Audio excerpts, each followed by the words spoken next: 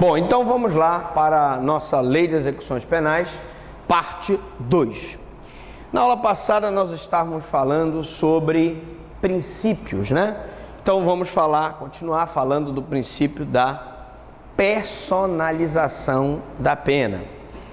Então eu dizia que tem uma comissão que faz a classificação dos presos, né? E essa comissão, ela é formada por determinados profissionais, quando for regime fechado, e se for pena restritiva de direito, essa comissão se reduz um pouco.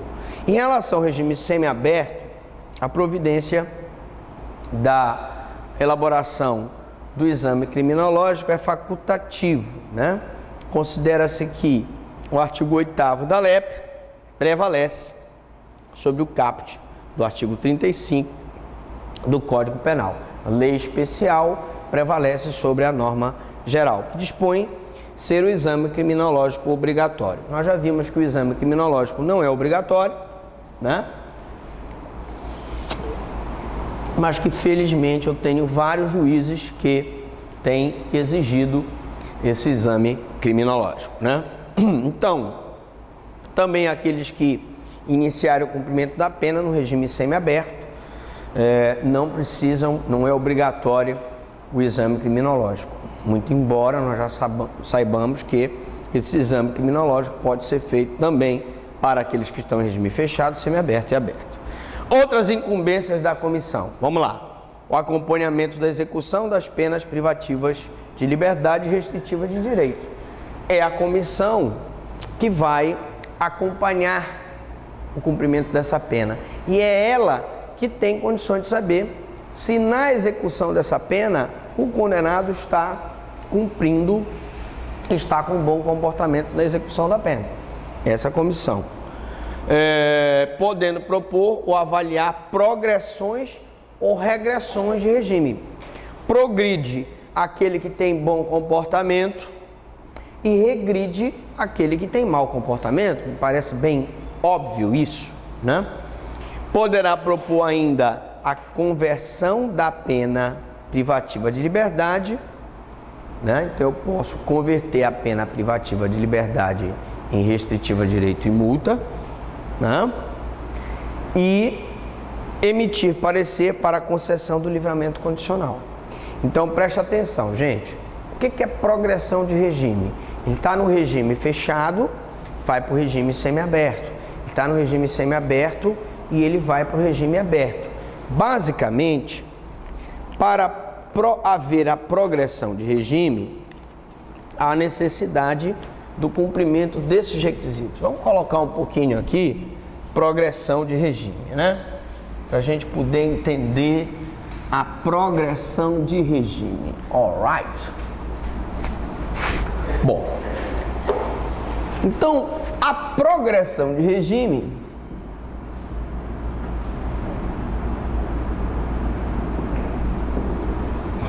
ela se baseia em dois requisitos.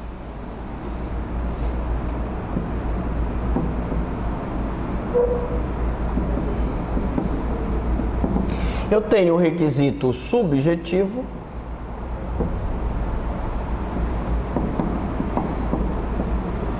que é o bom comportamento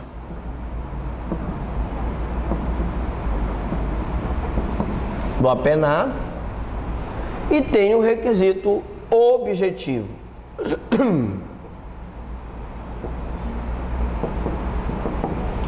que é o cumprimento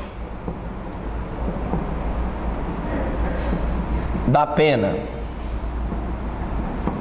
Bom, o B1 é cumprimento da pena nos crimes comuns. Nos crimes comuns, eu tenho cumprimento de 1/6 da pena. Então, como exemplo, uma pessoa foi condenada a 6 anos, 1/6 de 6, ele tem que cumprir 1 ano de pena no regime semiaberto para passar para o regime aberto. Então, 6 anos, só para vocês entenderem, falando em regime, o regime fechado, né? Se se divide em fechado, semi-aberto e aberto.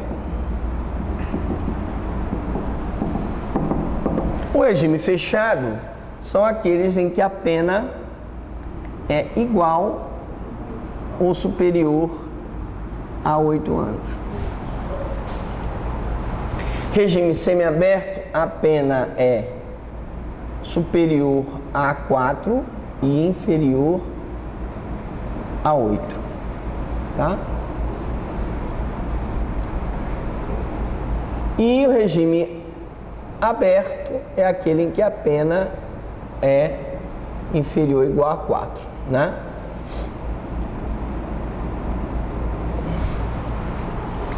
Então, se ele foi condenado a 6 anos, ele está em regime semiaberto.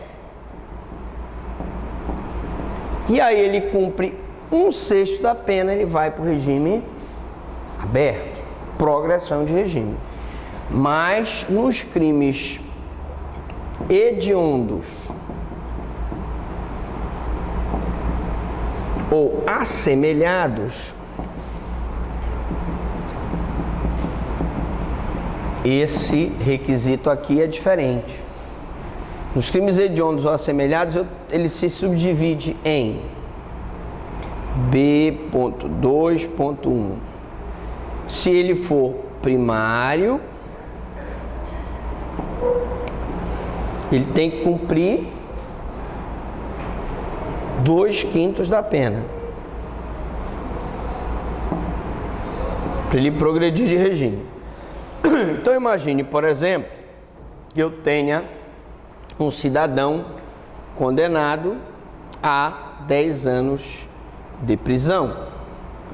10 anos, vocês concordam que ele está no regime fechado? Todo mundo concorda? Sim, porque a pena do regime fechado é superior a 8 anos, né? Tá bonito aqui a gravata, tá ok? Não tá puxado? Tem que sair bonito aqui. Bom, 10 anos, né? Então eu vou fazer aqui por 2/5. Como é que ficaria? 10 por 5 dá 2. 2 vezes 2, 4. Então ele cumpre 4 anos em regime fechado para progredir para o regime semi-aberto. Tá vendo aí? Ok. Se eu tiver o 2.2.2, se ele for reincidente, se ele for reincidente, eu vou ter o cumprimento de 3/5 da pena. Então, se for uma pena de 15 anos,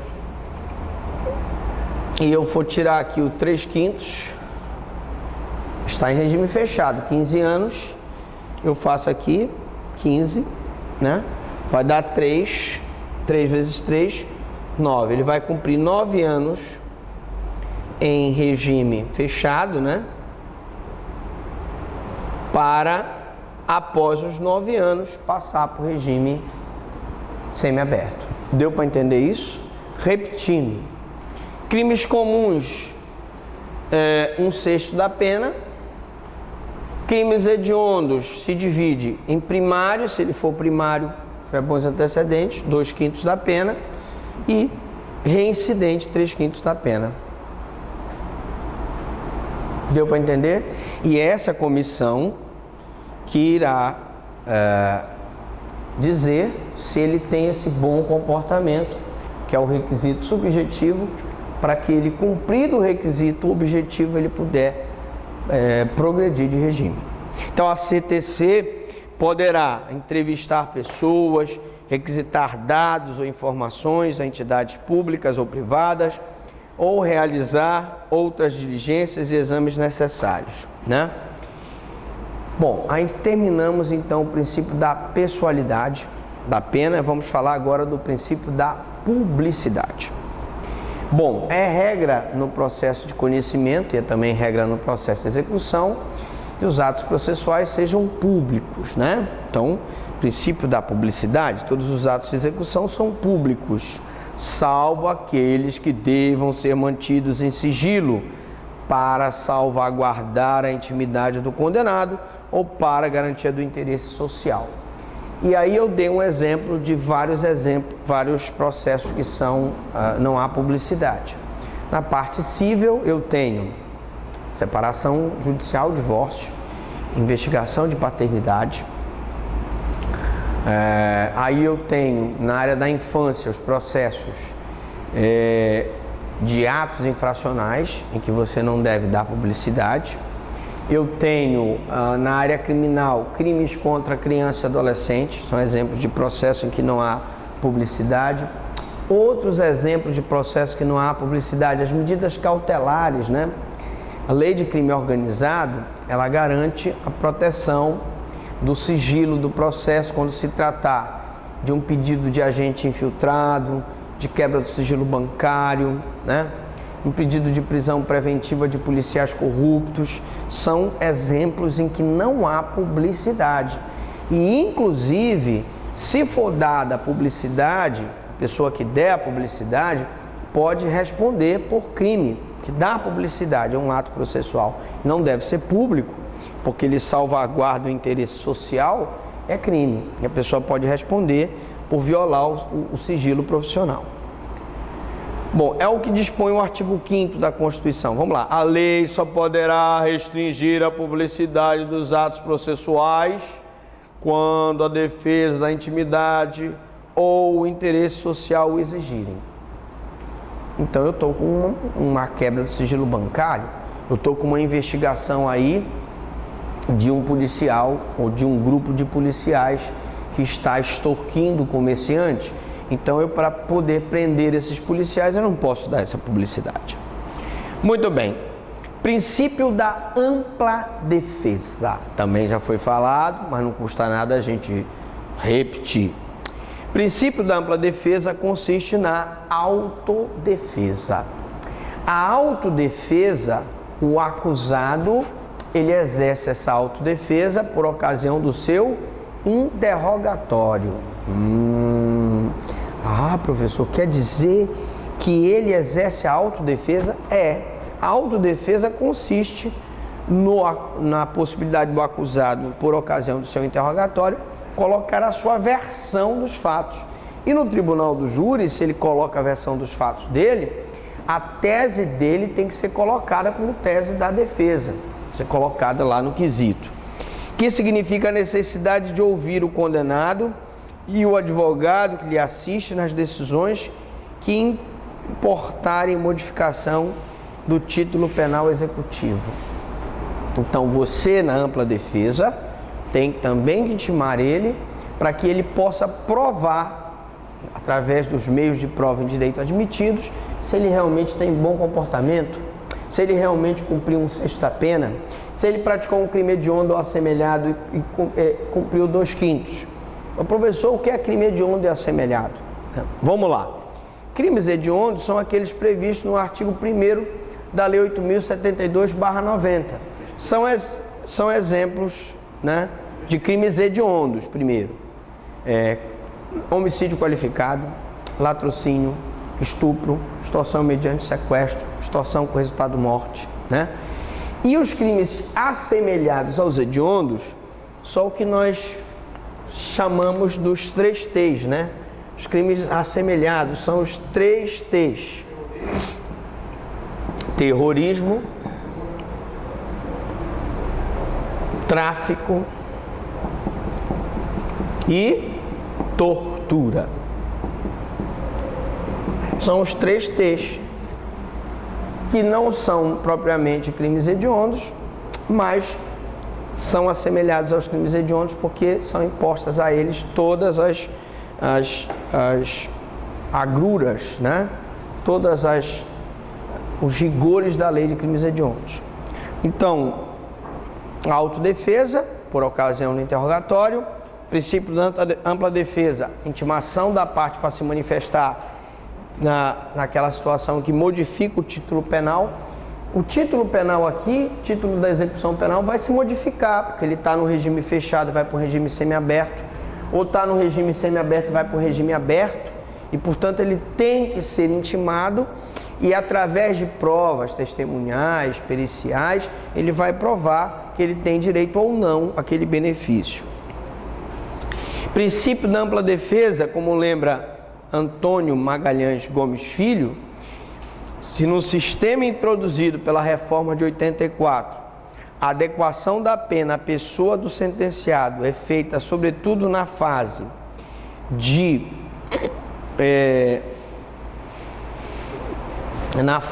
execução, não seria razoável garantir a assistência do defensor técnico durante a fase de conhecimento e suprimi-la justamente na fase de oportunidade em que são possíveis as modificações na sanção e no modo de execução do cumprimento de pena. O que ele está dizendo aqui é o seguinte: não só eu tenho que garantir a ampla defesa na fase de conhecimento antes da aplicação da sanção penal, e aí ninguém pode ser processado sem a presença de um defensor, como também não posso deixar de considerar que, mais ainda, a figura do defensor é extremamente importante na execução penal. Eu não posso permitir que uma pessoa seja executada, entre aspas, na execução penal, sem que um defensor vá lá e verifique, bom, mas ele tem direito à progressão de regime. Esse cidadão está com problema de excesso, ou está com problema de desvio, foi condenado ao regime fechado, e está no regime semiaberto, ou está no regime, foi condenado ao regime semiaberto, está no regime fechado. Então eu tenho que ter um defensor que fiscalize essa situação, tá? Bom, princípio da ampla defesa. Princípio da igualdade. Segundo a Constituição Federal, todos são iguais perante a lei. Na execução penal, esse princípio se traduz na vedação à discriminação do condenado, em razão de sua cor, raça, etnia, procedência nacional. Porque o que a gente vê, infelizmente, é que o condenado negro é discriminado, o condenado de procedência nacional nordestina é discriminado, quando isso não deveria acontecer. É evidente que um tratamento diferenciado pode ser dispensado ao condenado, desde que decorrente das suas características pessoais. E aí, lógico, se o cidadão é violento, se ele é um estorvo para a sociedade, se tem personalidade agressiva, a tendência é que ele vá para um regime mais rigoroso, a uma penitenciária de segurança máxima. Se o cidadão não é violento, não tem comportamento agressivo, não tem outros antecedentes criminais e tem um bom relacionamento social, eu vou colocar ele numa penitenciária de segurança média, ou, se for o caso, no regime semiaberto, numa colônia agrícola industrial. Mas aí não é discriminação, aí é você respeitar o princípio da individualização da pena, que vai levar em consideração características pessoais, da peculiaridade do crime. Claro, um condenado a um crime mais grave, com uma situação mediante sequestro, o latrocínio, ele vai ter um tratamento mais rigoroso do que aquele que praticou um simples furto, né? Não há dúvida nenhuma, uma lesão corporal. Então eu tenho também que ter a questão da culpabilidade. Quanto maior o juízo de valor que eu faço da conduta dele, maior a possibilidade dele ir cumprir uma pena num regime mais rigoroso. Portanto, peculiaridade do crime, ele indicado o programa individualizador que é feito pela CTC. Princípio do duplo grau de jurisdição, também já falamos, né? Os atos judiciais podem ser reexaminados em segunda instância, aquele princípio segundo o qual a decisão de um juiz de primeiro grau pode ser, através de um recurso, reexaminada por órgãos de segundo grau, formado por pessoas que têm mais experiência, e um colegiado, sempre várias cabeças pensam melhor que uma, valendo-se as partes do agravo à execução. Quero dizer para vocês que na execução penal é fácil você aprender o recurso, porque só tem ele, o agravo e a execução. Ah, professor, quer dizer que o único recurso cabível das decisões da execução é o agravo e a execução? É, previsto no artigo 197. Tá, professor, mas eu não posso, por exemplo, usar o habeas corpus na execução? Posso. Se eu tiver um constrangimento ilegal da liberdade de ir e vir, eu posso usar o habeas corpus. Ah, professor, eu não posso usar, por exemplo, um mandado de segurança criminal para o exercício de um direito dele? Posso. Mas, tipicamente falando, eu vou usar o agravo em execução para resolver os problemas, os incidentes de execução. Então, assim como no processo de conhecimento da decisão é cabível, você pode usar no processo penal uma apelação, um recurso em sentido estrito, na execução você usa o agravo em execução com aquelas ressalvas de situações em que você vai usar o mandado de segurança ou o habeas corpus. Que são, esse agravo de execução, ele não tem efeito suspensivo. Por quê? Porque ele se trata de um recurso cabível de um órgão de execução penal e, por isso, não tem efeito, em regra, não tem efeito suspensivo.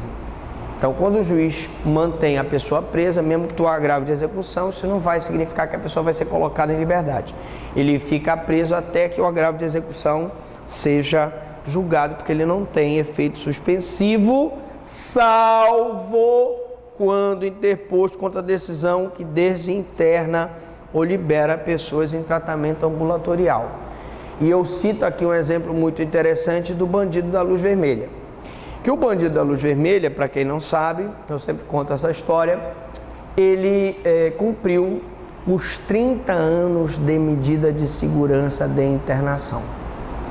Ora, como nós já vimos em outras aulas, o cumprimento máximo da pena privativa de liberdade no Brasil é 30 anos. Tanto no que tange à privativa de liberdade, quanto no que tange a uma medida de segurança, que é aquela sanção penal que é aplicada a pessoas inimputáveis, sejam elas loucos, sejam elas deficientes mentais, com retardo mental, silvícolas e pessoas surdo-mudos que não puderem expressar sua vontade. Chegou aos 30 anos, a Defensoria Pública do Estado de São Paulo pediu a desinternação do bandido da luz vermelha. E o Ministério Público, o juiz da execução, pediu a desinternação. Ora, o agravo em execução, ele não tem efeito suspensivo, salvo quando interposto contra a decisão que desinterne ou libere a pessoa de tratamento ambulatorial. Na hora que a Defensoria pediu a desinternação e o juiz da execução deu a desinternação, o Ministério Público recorreu dessa decisão através do agravo à execução. E essa decisão foi para o Tribunal de Justiça. Como para essa decisão de desinternação, liberação, ele tem efeito suspensivo, ele suspendeu a saída do bandido da luz vermelha, porque o Ministério Público alegava que se o bandido da luz vermelha saísse da cadeia, por ele ser extremamente perigoso, ele ia matar. E foi dito e feito. O Tribunal de Justiça de São Paulo decidiu que o recurso do Ministério Público não era procedente, não deu provimento ao recurso, liberou o bandido da luz vermelha, ele foi para a casa de um parente, no primeiro desentendimento, ele tentou matar o parente foi lá e matou ele e apagou a luz vermelha do bandido da luz vermelha. Então, eu estou contando essa história para vocês memorizarem que a única hipótese em que o agravo em execução tem efeito suspensivo é quando interposto contra a decisão que desinterna ou libere a pessoa do tratamento ambulatorial. Ainda falando do duplo grau de jurisdição, em casos especiais, a parte poderá valer-se do mandado de segurança para tentar obter o referido efeito suspensivo. Então, o agravo e a execução não tem efeito suspensivo, salvo nos casos de desinternação, mas eu me valho do mandado de segurança criminal para conseguir o efeito suspensivo. O endereçamento do recurso coincide com a competência do tribunal para o processo de conhecimento. Então, se é um processo da execução, ele vai para um tribunal de justiça, numa câmara ou numa turma que se encarregue de julgar recursos de execução penal. O rito do agravo não está previsto na LEP, mas eu posso considerar por convenção que se adota no agravo e execução o rito do recurso em sentido estrito. Esse é o entendimento predominante. O recurso em sentido estrito, para quem não se recorda, é aquele recurso que é utilizado no processo penal de decisões interlocutórias, por exemplo, aquelas decisões que concedem liberdade provisória, decreta a prisão preventiva, não concede a fiança, denega a fiança ou concede a fiança. São decisões que comportam recurso em sentido estrito. E como o agravo de execução não tem um rito próprio na lei de execução penal, eu vou então utilizar o recurso em sentido estrito. Princípio da legalidade, né? Nulo crime sine lege. Na execução penal, ela tem um outro prisma. Na execução penal deve seguir-se estritamente o disposto na lei. Até aí tudo bem, né? Seguir o que está na lei, legalidade. Para evitar-se a arbitrariedade, os excessos e os desvios que possam ocorrer na execução. Não há dúvida nenhuma que pode acontecer uma arbitrariedade, a pessoa pode ser presa ilegalmente, pode haver um desvio, a pessoa está condenada em regime semiaberto e está cumprindo a pena no regime fechado, né? E agora, para terminar essa nossa aula de lei de execução penal, eu queria falar sobre competência, porque afinal de contas, nós estamos dando um curso em que a gente mostra para você a parte teórica e a parte prática, as peças, e nessas peças eu preciso saber para que juiz eu vou endereçar essa peça, para que juiz eu vou ajuizar a petição. Então vamos falar um pouco de competência. Primeiro, regras para a fixação da competência na execução penal. Primeira regrinha, não importa a justiça da condenação. A partir do momento que o juiz de conhecimento condenou, está encerrada ali a função dele. Passa a ser o juiz da execução penal. Olha o que diz aqui. Se o preso estiver cumprindo pena em estabelecimento comum da rede estadual, a competência será do juiz das execuções da Justiça Estadual. Professor Franklin, mesmo que eu tenha um preso federal cumprindo pena num estabelecimento estadual, será do juiz da execução estadual? Sim. Mas ele é um preso federal. Mas o que importa aqui é o local onde ele está cumprindo pena, ainda que a condenação tenha sido emanada pelas justiças especiais ou federais. Ah, professor, quer dizer que eu posso ter um preso que foi condenado pela auditoria militar, mas está no estabelecimento penal estadual. Então, o juiz da execução penal estadual, o competente, exato. Eu posso ter um preso que foi condenado pela justiça eleitoral, mas ele está cumprindo pena no estabelecimento estadual. É o juiz da execução estadual? É. Eu posso ter um preso condenado pela justiça federal, mas ele está cumprindo pena no estabelecimento estadual? Ele é que é o juiz competente, o juiz da execução estadual. Então, a regra é, aonde ele está cumprindo a pena, é a fixação da competência. A regra visa evitar a diversidade de tratamento. Há presos que se encontram no mesmo estabelecimento.